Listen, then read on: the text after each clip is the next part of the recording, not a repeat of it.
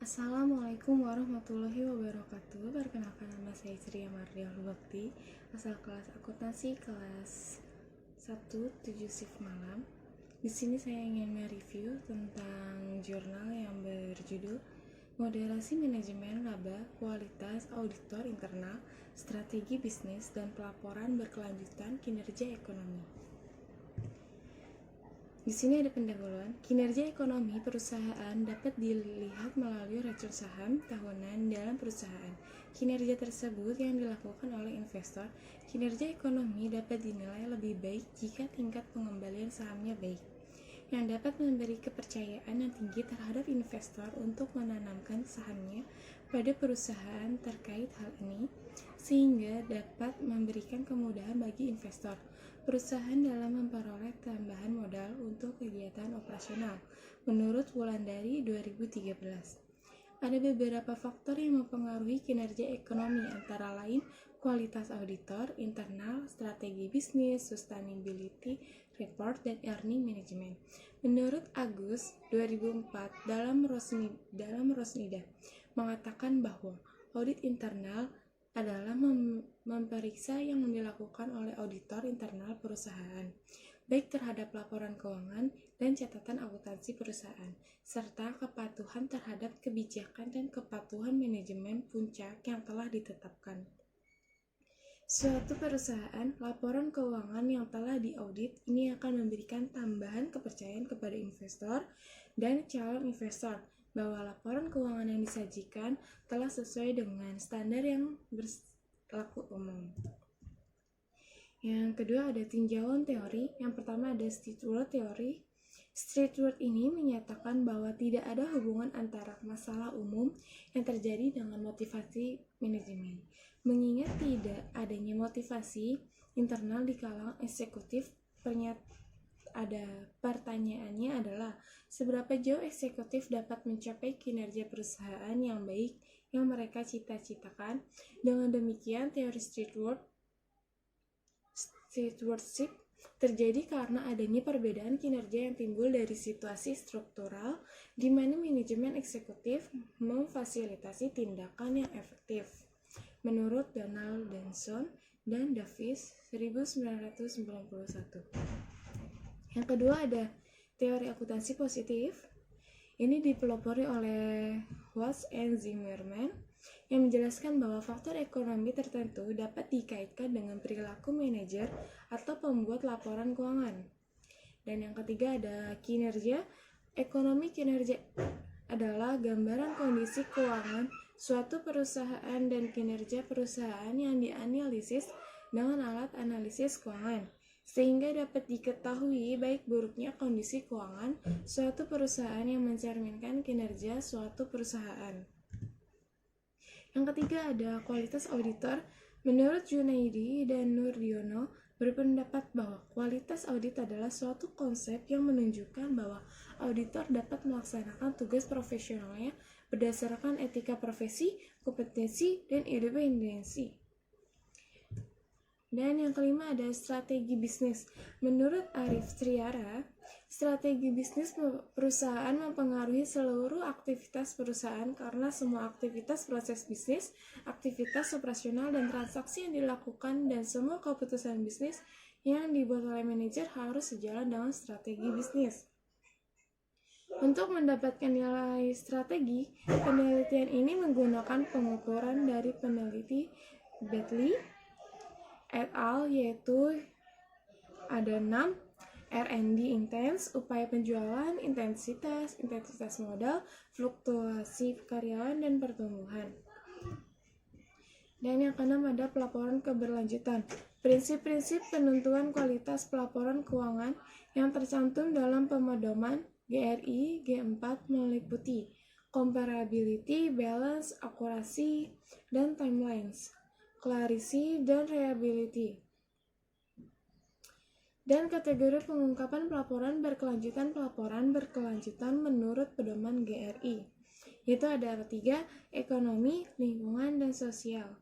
Ekonomi adalah dimensi berkelanjutan ekonomi terkaitan dengan dampak organisasi terhadap situasi ekonomi bagi para pemangku kepentingannya. Lingkungan adalah dimensi kelestarian lingkungan berkaitan dengan dampak organisasi terhadap sistem alam hidup dan tidak hidup, yaitu adalah termasuk tanah, udara, air, dan ekosistem. Sosialisasi, dimensi berkelanjutan sosial membahas dampak organisasi terhadap sistem sosial di mana organisasi beroperasi. Yang ketujuh ada manajemen. Laba manajemen adalah tindakan atau intervensi yang dilakukan manajer dalam mempengaruhi informasi keuangan atau kinerja keuangan perusahaan sengaja dilakukan untuk mengubah angka-angka dalam laporan keuangan guna mengelabui stakeholder yang ingin mengetahui kinerja ekonomi yang diperoleh perusahaan. Yang delapan yaitu ada return on asset. Return on asset adalah rasio menunjukkan seberapa besar aset berkontribusi dalam menciptakan laba bersih. Yang kesembilan ada framework. Yang pertama yaitu pengaruh kualitas auditor internal terhadap kinerja ekonomi. Yang menurut Rosnida, kualitas audit adalah probabilitas auditor mampu mengungkapkan dan melaporkan pelanggaran dalam sistem informasi akuntansi klien. H1 yaitu hipotesis satunya adalah kualitas auditor terhadap berdampak positif terhadap kinerja ekonomi. Yang kedua adalah pengaruh strategi bisnis terhadap kinerja ekonomi strategi. H2-nya adalah strategi bisnis berdampak positif terhadap kinerja ekonomi. Yang ketiga adalah pengaruh pelaporan berkelanjutan terhadap kinerja ekonomi. Menurut Pardede, pelaporan berkelanjutan adalah praktik pengukuran, pengungkapan, dan akuntabilitas kepada pemangku kepentingan internal dan eksternal terhadap kinerja organisasi menuju tujuan berkelanjutan. Pengaruh manajemen laba terhadap kinerja ekonomi. Menurut Sulistianto, manajemen laba didefinisikan sebagai upaya manajer perusahaan untuk menginterpretasikan atau mempengaruhi informasi dalam laporan keuangan dengan tujuan untuk mengelabui stakeholder yang ingin mengetahui kinerja kondisi keuangan. Keempatnya adalah manajemen laba berpengaruh negatif terhadap kinerja ekonomi.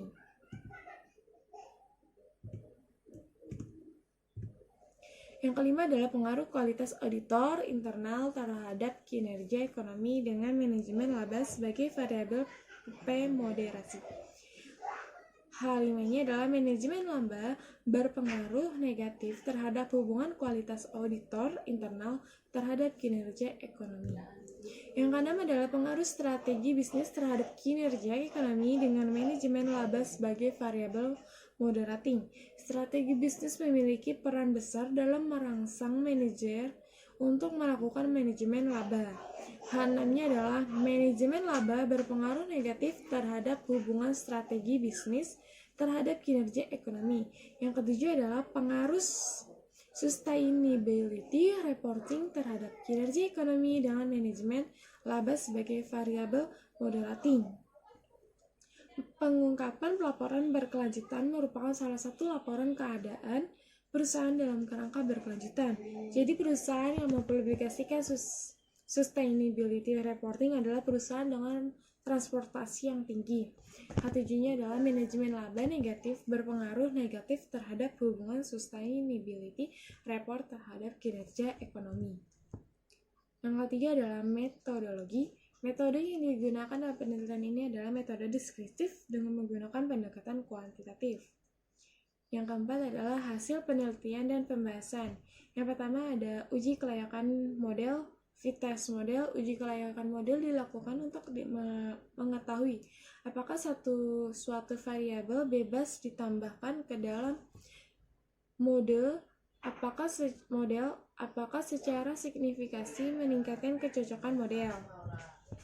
Yang kedua ada uji koefisien determinasi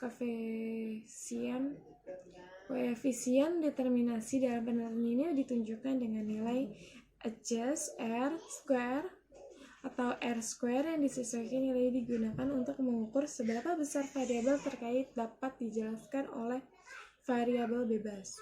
Dan yang ketiga ada uji hipotesis.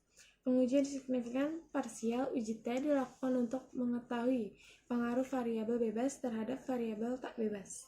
Yang keempat ada analisis regresi data panel. Hasil perhitungan analisis regresi data panel pada penelitian ini diperoleh persamaan regresi sebagai berikut. EP sama dengan 15.44666 ditambah 0.047956 IAQ plus 0.157367 BS plus 0.414844 SR plus 414.5330 EM dikurang 0.285568 IAQ dikali EM kurang 9.309344 BS dikali EM plus 45.92237 SR dikali EM. Diskusi pengaruh kualitas auditor internal terhadap kinerja ekonomi. Kualitas auditor internal yang baik akan menggambarkan kinerja ekonomi dalam perusahaan akan baik. Yang kedua, dapat dikatakan bahwa strategi bisnis merupakan salah satu faktor yang dapat mempengaruhi kinerja ekonomi yang disebabkan oleh dua jenis strategi bisnis. Yang ketiga, pengaruh sustainability reporting terhadap kinerja ekonomi. Penyebab laporan berkelanjutan tidak berpengaruh pada salah satu faktor yang paling dominan karena masih banyak perusahaan yang tidak menggunakan keseluruhan item yang terkandung pada pedoman GRI G4 yang sebenarnya. Yang keempat adalah pengaruh manajemen laba terhadap kinerja ekonomi. Hal ini bertentangan dengan hipotesis sementara karena ketiga motivasi yang mendasari manajer melakukan praktik manajemen laba termasuk hipotesis rencana bonus yang terkait dengan bonus yang dicapai oleh manajer jika manajer mencapai keuntungan maksimum. Yang kelima adalah pengaruh kualitas auditor internal terhadap kinerja ekonomi dengan manajemen laba sebagai moderating variable. Penyebab praktik manajemen laba tidak dapat mempengaruhi hubungan kualitas auditor internal terhadap kinerja ekonomi karena berkaitan dengan independensi.